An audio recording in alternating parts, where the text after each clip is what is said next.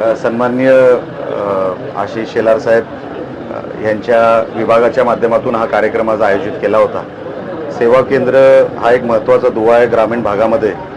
सरकार आणि लोकांमध्ये जे आयडेंटिफिकेशन आहे ते त्यांना सुपूर्त करणं, त्याच्यामध्ये पारदर्शकता आणणं, कारण का आधार कार्ड आता आपली एक आयडेंटिटी झाली आहे।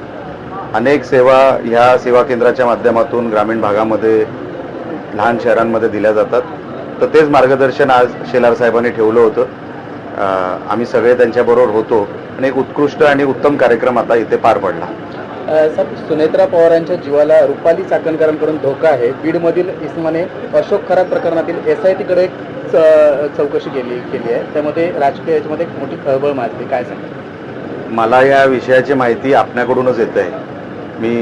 मी काय ती बातमी बघितली नाही, पण असं काय असेल तर पोलीस तपास घेतील। जर ह्या धमकीचा किंवा काय जे काय पत्र आलं असेल किंवा मेसेज आला असेल त्याची ग्रॅव्हिटी तपासून पोलीस त्याच्यावरती योग्य तो निर्णय घेतील, कारवाई करतील। साहेब, मुंबई गोवा मार्गावरील वेत्रबांबड येथील लेनचं काम अर्धवट होतं, ते पूर्ण काम सुरू झालेलं आहे। राणे साहेबांनी या संदर्भात निर्णय घेतलाय, काय? ह्या संदर्भातली मीटिंग मागच्या 6 महिन्यापासून सुरू आहे। आपल्याला सांगू इच्छितो, सन्मान्य पालकमंत्री असतील, सन्मान्य खासदार साहेब असतील आणि मी स्वतः त्याच्यामध्ये जे टेक्निकल हर्डल होतं, टेक्निकल प्रॉब्लेम होता, तो आता दूर झालेला आहे। कॉम्पन्सेशनचा विषय होता, तोही दूर झालेला आहे आणि जो एक छोटा डिस्प्यूट होता तो आता कायमस्वरूपी आपण मार्गी लावला।